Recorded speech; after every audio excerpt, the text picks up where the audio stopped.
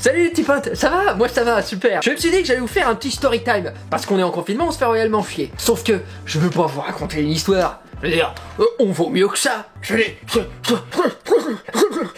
Oula, c'est le Covid-19. Non, je me suis dit que j'allais directement vous jouer la scène. En entier, voilà, du début à ce qu'on appelle la fin. C'est l'histoire de pourquoi j'ai dû changer de bendo. On me menaçait en fait à l'ancien bendo que vous avez connu dans les vidéos du Vegan Bulk. Beaucoup de personnes m'ont demandé pourquoi j'ai changé de bendo. Hein? Pourquoi j'ai changé de bendo? C'est vrai ça, je change de bendo, je préviens personne. C'est une histoire assez sombre, c'est bresson, mais sombre, bresson, mais vraiment, mais tu vois un trou de balle plus sombre. Donc avant de vous jouer la scène, je vous dresse un petit peu le background. Pendant une année entière où j'ai vécu là-bas, je vivais un harcèlement constant de ma voisine du dessous qui se plaignait du bruit que je faisais. Au début, je pensais que voilà, je faisais du bruit, donc j'ai tout de suite fait attention. Tu vois, avec Bignon, on marchait sur la pointe des pieds, on avait acheté des chaussons molletonnés et tout. Sauf qu'en fait, au fil des mois qui sont passés, on s'est rendu compte que c'était pas du tout nous le problème. Elle était complètement hystérique, mais vraiment, c'est-à-dire que des fois, elle m'envoyait des SMS pour me dire arrête de faire du bruit, coupe ta télé. Et moi j'étais en train de dormir, donc c'est...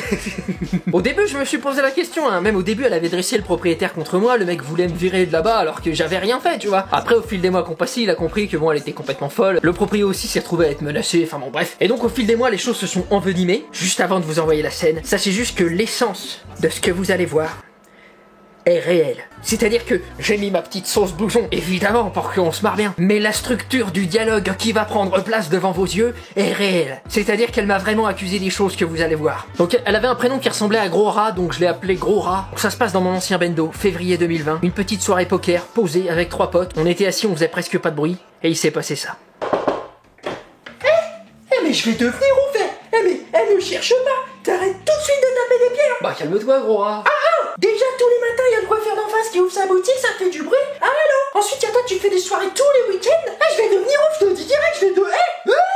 Alors déjà, je fais une soirée environ une fois par mois. Je pourrais en faire tous les samedis si ça me chantait. C'est pas interdit, mais je le fais pas. Entièrement pour toi déjà. Mais je vais péter un câble tous les week-ends. Tous les week-ends. Je fous le bordel. Déjà, le week-end dernier, c'était le bordel. Le week-end dernier, j'étais en Belgique. Quelqu'un se sert de mon bendo quand je ne suis pas là. Eh, c'est ça, fais le malin, vas-y, méfie-toi. Méfie-toi, je te préviens. Ah, tu me menaces en fait. Physiquement, toi, tu me menaces. Mais c'est fort de café. Ouais, c'est ça, ouais. Déjà dimanche dernier, comme par hasard, il y avait de la merde dans le hall. Après que t'aies fait une soirée. J'ai pas fait de soirée puisque j'étais en Belgique. Je sais que c'est toi qui as mis une merde dans l'entrée. Tu m'accuses d'avoir chié dans le hall là. Eh, je rigole pas avec toi, moi. Arrête de faire malin, je te dis direct. Non, mais c'est pas que je rigole, mais voilà, tu m'accuses d'avoir chié dans l'entrée du bâtiment. Alors que j'ai des toilettes dans le bendo. Elles sont super sympas. Ok, vas-y, bah tu fais malin. Mais bon, tu vas voir. Non, mais tu n'écoutes pas ce que je te dis en fait. Tu m'accuses d'un truc, puis d'un autre, et je te réponds, et puis tu passes à l'accusation suivante. Tu brailles dans tous les sens, tu agites tes petits bras, mais ce que tu dis n'a pas de sens. Non, mais de toute façon, si j'entends un bruit,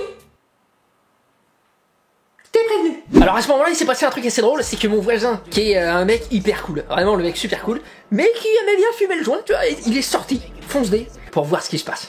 Mais qu'est-ce que c'est que ce raffut? Ne faites pas la guerre. Sérieux, gros rat. Blouson, c'est un gars sûr.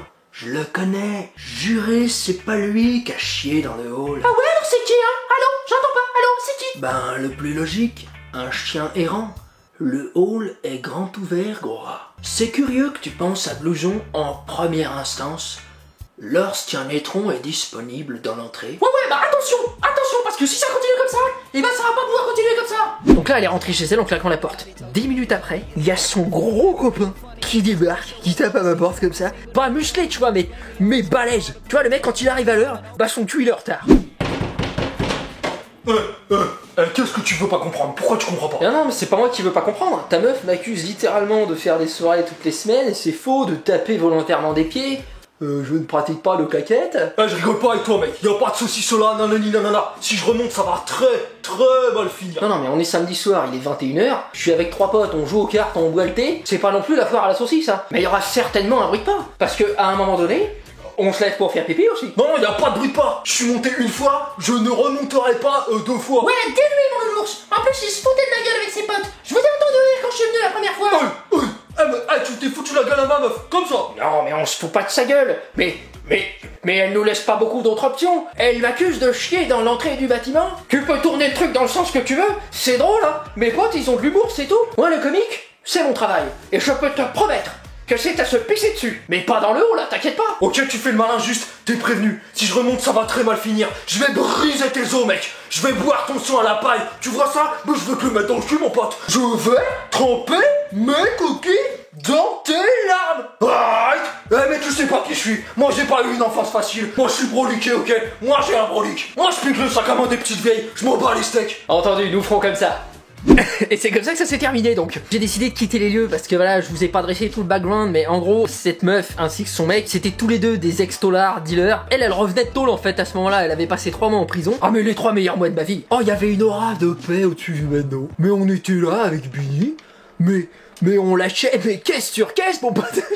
N'importe quoi, Bini vivait même plus avec moi à ce moment-là. Mais bref, j'ai préféré partir parce que ma limite à moi, c'est la bagarre. Enfin, moi, je suis pas du tout violent, je dirais que je déteste la violence. Mais si le mec m'attaque, ah mais allons-y gaiement. Ah mais je lui cogne dans le buffet, mais il va prendre cher dans le Marie-Georges, ça c'est moi qui te le dis. Ça veut rien dire. Lui, sa limite à lui, c'est peut-être de me planter un couteau dans le cœur. J'en sais rien. Et puis c'est des mecs qui n'ont absolument aucun honneur. Hein. C'est pas des mousquetaires. Hein. Il va m'envoyer ses potes pour me casser les jambes. Sauf que moi, j'ai besoin de mes jambes. Il y a eu quand même un truc hyper cocasse qui s'est passé. C'est que le moment où j'ai dit à son mec qu'elle me reprochait d'avoir fait caca dans le hall, il a tapé un petit droite-gauche avec ses yeux, mais j'ai senti la détresse dans son regard. Il l'a regardé comme ça. En mode, mais t'es vraiment cinglé, ma pauvre.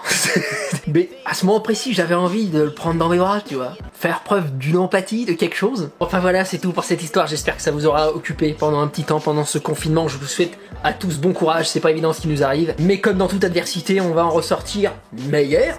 Ou mort. Elle est corsée cette blague, elle est corsée. Non, je vous l'accorde. Que ce soit à l'échelle individuelle que en tant que société. Une dernière chose, j'ai reçu beaucoup de messages sur Instagram de gens qui demandent des conseils de cuisine parce que plein de gens se mettent à la cuisine parce qu'on a que ça à foutre. Donc sachez que je vous ai mis tous mes books de recettes en promotion sur blousonaussommet.com. Vous avez des recettes riches en protéines pour prendre du gros muscle. Vous avez des recettes faibles en calories pour perdre du poids facilement. Vous avez aussi des pizzas si le but est inverse. Et un ebook d'entraînement pour commencer à prendre de la masse que j'ai coécrit avec mon ami Manon qui est coach diplômé. Abonnez-vous, il y a d'autres vidéos qui vont arriver. Pour l'instant, ça va être un petit peu sporadique pendant ce confinement en fait. Et puis après le confinement, l'intensif reprend. Il y a Bini qui revient travailler avec moi. On va sortir un podcast. Bisous les frangines. Ciao.